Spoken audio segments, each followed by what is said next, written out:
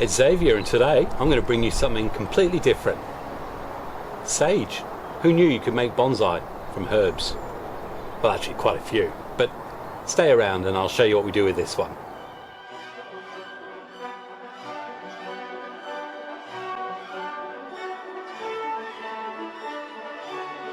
Hi, it's Xavier, and I'm in my new studio, and hopefully that sunline won't be too much of an issue. We're going to be dealing with this sage. Now, it may not surprise some of you who know me from this channel that I initially identified it as potentilla, but sage is very, very clear. Apart from my photo app, it has leaves that almost look like skin, the mottling on it, and also another good giveaway if you rub the leaves and smell them. Isn't it funny? It smells like sage. Anyway, this was a cutting. I can't remember if it's actually two trees or a twin trunk in there. So the first thing we're going to do is investigate that and find out. What I like about it is a lot of low growth here, so I'm going to be able to cut some stuff off and start again. But yeah, so let's have some fun with sage. Well, it's Xavier. I've probably got a different jumper on. Yesterday, just before I got to do the main bit of this, it chucked it down with rain. So I've had to bring myself into the indoor studio and set that up all up quite quickly, and hopefully we're going to see the rest of this little bit of fun with sage. So you don't need to be looking at me, we'll focus in on this, and let's have a look and see what sort of roots there are. To my knowledge, I don't remember them having particularly deep root structure. I think it was quite sort of fine and almost like azalea. Anyway, let's have a look and see what they've got.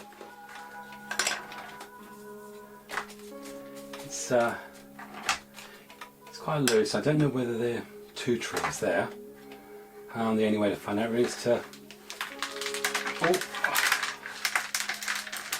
that is quite loose, and that tells me that the root structure isn't exactly brilliant. And for any of those who can hear the background, that's Katerina having a little sing-song at work.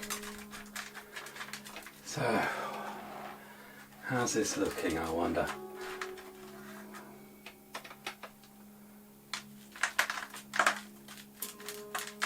Definitely very, very fibrous.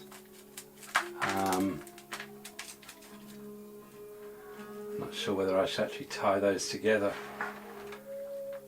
I don't want to pull them apart, but I think I might secure those. So we'll just have a little bit of raffia just here.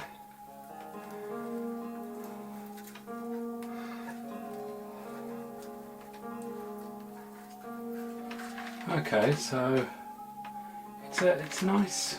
If you look at that, definitely nice fine root structure there. Big one. There's a great big radial one here. So we'll wonder about that. That's obviously going all the way around, but I'm certainly not going to be mucking about with that. It's quite wide. Go that way. We go that way. It doesn't really matter really. Now, for those of you who may well have already noticed, I did actually do a little bit of pruning before I brought it in, and it was only then that I noticed the camera wasn't on. So you missed me just pruning off these end shoots. Okay, so what are we going to put it in? I was looking at that. I'm wondering whether that's suitable anymore. It's how wide that is apart. What do we think of that?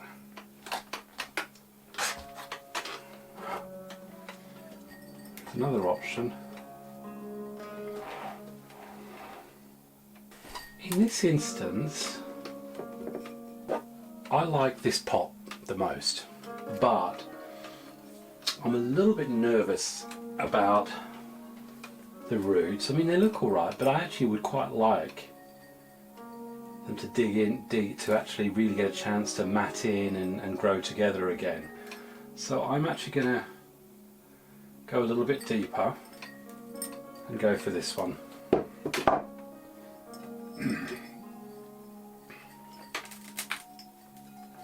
There we go. Don't know if there's any particular dark, light. Go between the feet or foot at the front. I think we'll go there. Usual potting mix.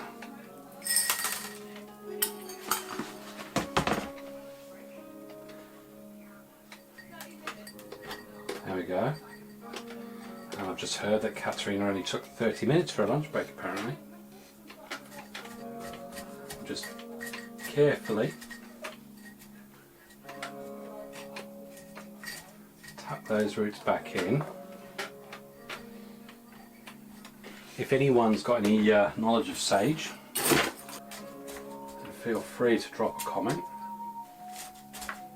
Okay, so I haven't really decided whether there's a front or anything on it. They've bent over a little bit further than I thought they were originally going to, but we'll give her a spin. The sage. Parsley, sage, rosemary and thyme. Actually, I can do rosemary. I've got a rosemary one. Can't that? No, you can't. I'm not sure a parsley bonsai will really work. Even I can't seem to see a way of parsleyifying that. But yeah, so we'll see how this goes. I mean, we've got a lovely shoot here and here. If they grow up, then I can lose that potentially. But they back bad from all sorts of little places. I'll let this growth come out now. It'd be nice if something came out in this, but there's lovely movement. I love the movement here. No taper as such. But then here we've got some little shoots coming here. That's an odd shape. Here and here. There's two either side there, which will allow me to cut that one off at some point. Come along here. Got a little one coming up here, and there's another one coming up there, which is probably going to allow me to cut that off. Keeping it for now because it's got to have some leaves to get some energy in. So that is my sage bonsai, and we'll have a look and see how that goes. I think we can definitely do a rosemary one. I've got rosemary out there, so yeah, maybe that'll be next. Now, I just thought I ought to do a little update on the Scots Pine. So let me go get it. Okay, so I'm sure we all remember the Scots Pine video, the radical restyle, thanks to Kenneth and all his help. If you don't, video's up there. If you don't remember it, quick spin there, but you know, it hasn't gone sickly yellow, pale or dyed. We've got some buds here. Definitely some bud points at different places, so I imagine it's going to be okay. But one of the things that I think came up in the comments was to actually bend this, to bring this one up.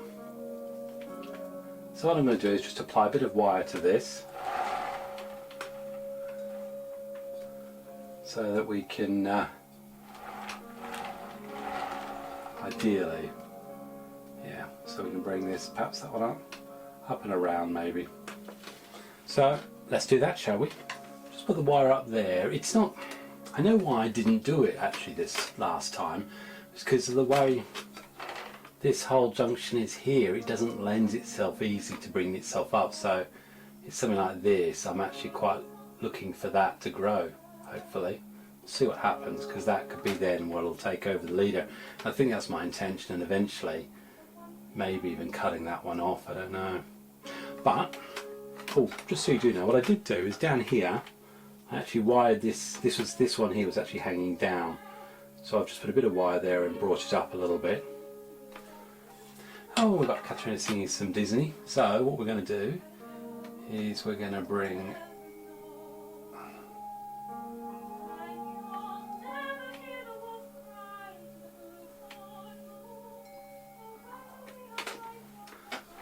and the trouble we've got, as I say, is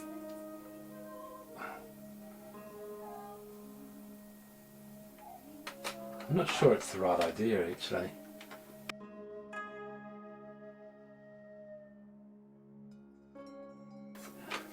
Not sold on it overly.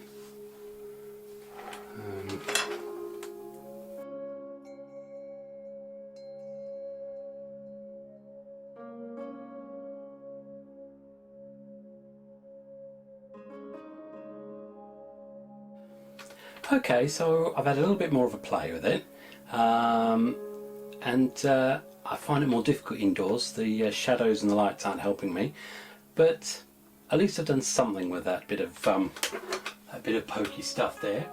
So we've got that up. Probably now need to do something more with that, to be honest. Okay, so let's give it a spin. As I say, I lifted this up a little bit. What I've done is brought that up and around and twisted and created another potential pad going down there, but that's allowing this to be potentially the new leader going up that way, which means that can then be a pad off this way. So yeah, hopefully that could work. Well, I'm bearing in mind that I see that, potentially see it like that. So that could be interesting.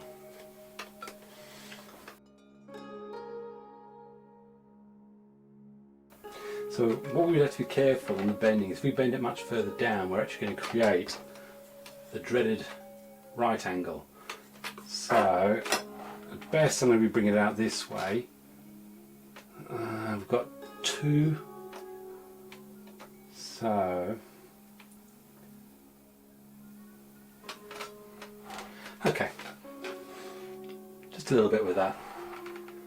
There's a little bit of movement insinuated in it. Anyway, that's the little final touches on the Scots Pine done. The rest of it's looking pretty good.